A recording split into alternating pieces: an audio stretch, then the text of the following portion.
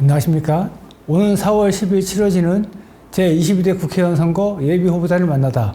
오늘은 백군기 더불어민주당 용인시갑 예비후보 모시고 말씀 나누도록 하겠습니다. 네, 안녕하세요.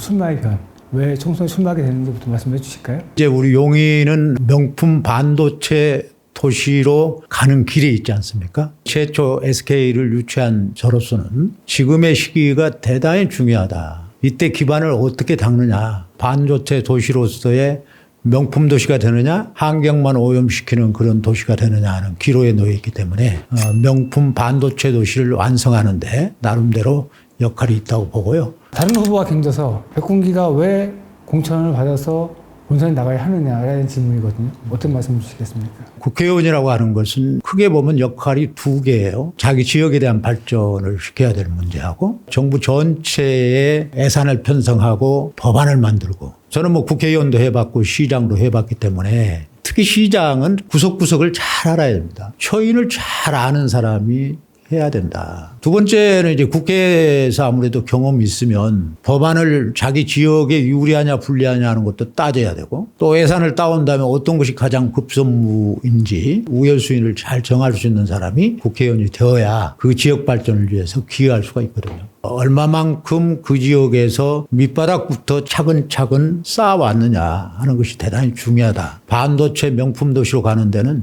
정부 지원이 대단히 필요합니다. 그런 것을 어떻게 하면 잘 따올 것이냐, 저는 자신 있다.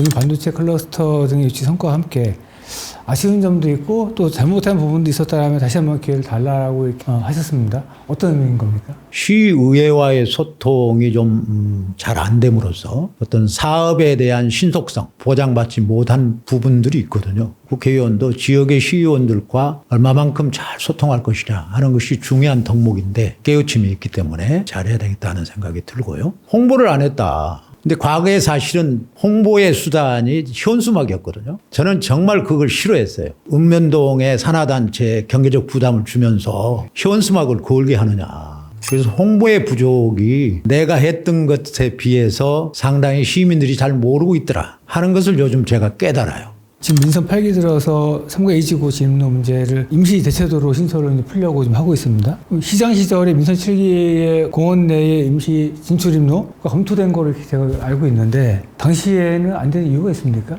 안 된 것이 아니고 진행 중이었다. 우리 참모들이 그 아이디어를 줘서 정부 부처에 논의도 하고 법적으로 가능하냐 안 가능하느냐 하는 것도 문의도 하고, 실무자들의 얘기는 그 임시도로는 준공검사를 하는데 하자가 있다. 그렇게 하면 나중에 문제가 될 수 있다 라는 답변을 받았어요. 그래서 이제 권익위원회에 우리가 물어봤고, 그런 것들이 한참 진행 중이었고 계속 지속되어 왔던 진행형으로 봐줬으면 좋겠다 하는 생각이 들어요. 세비 100%를 취약계층을 위해 좀 환원하겠다라고 밝히셨어요.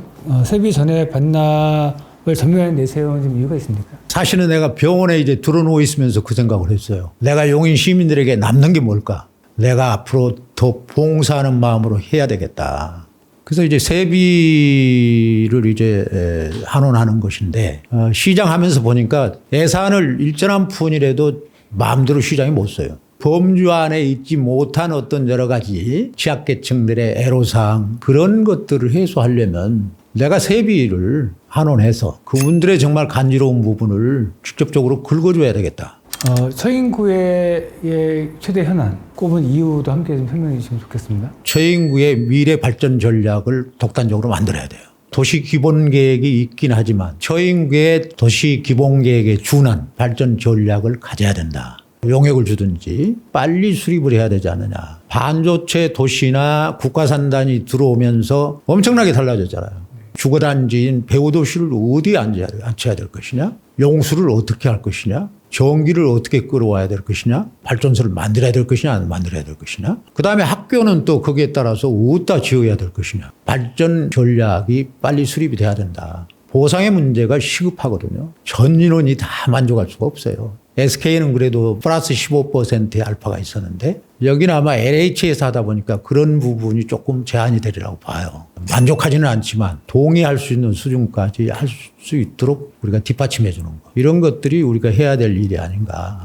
예보부께서 대표 공약 있으면 말씀해 주실까요? 세비에 대한 걸 얘기했는데 공공에 영향이 미치지 않는 곳, 국회에서 따올 수 있는 예산이 있다면 그런 것들을 많이 좀 확보해서 어두운 그림자가 비춰지지 않도록 해줘야 되겠다. 두 번째는 이제 세계적인 명품 반도체 도시를 만들어야 된다. 그것이 곧 처인이 경제 자립으로 가는 길이다. 제가 SK 하이닉스를 유치해서 첫 시작이 됐다면 이때 잘 국회의원 한 사람이 정부 부처하고 협조해서 우리 시의 의견이 제대로 반영될 수 있도록 해주는 것. 이것이 대단히 중요하지 않겠나 하는 생각이 들어요. 또 이제 처인의 철도 시대가 와야 됩니다. 그것도 큰 그림을 그려야 돼요. 경강선 하나 가지고도 안 돼요. 그래서 이 철도 시대에 대한 것을 구상을 빨리 하고 아파트 단지가 있는 곳들은 전철이 들어가야 된다. 그리고 거기에 이제 우리가 종적인 도로망은 많이 그래도 발달이 돼 있어요. 그런데 이 행적 도로망 그런 것들이 이루어질 수 있도록 특히 철도 도로망에 대해서 대단히 참 관심을 가지고 해야 되겠다. 다만 내가 시장하면서 아쉬웠던 것은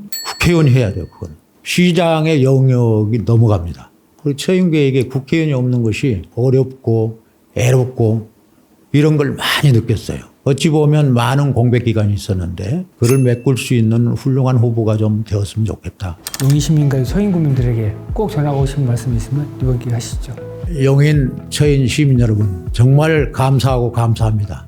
제가 국회의원 시절 또 시장 시절에 여러분들의 도움이 없었다면 명예롭게 그 직책을 안수할 수가 없었을 것입니다. 정부 부처에서 하는 정책, 큰 사업, 주로 국회의원들이 조율을 하고 사업으로 따오고 하는 것들이 주역을 하고 있습니다. 그래서 이번만큼은 국회의원을 능력 있는 또 준비된 사람들을 잘 뽑아서 그런 공백 기간에 어려웠던 점을 메꿀 수 있도록 좋은 후보를 국회의원으로 선발해 주셨으면 감사하겠습니다.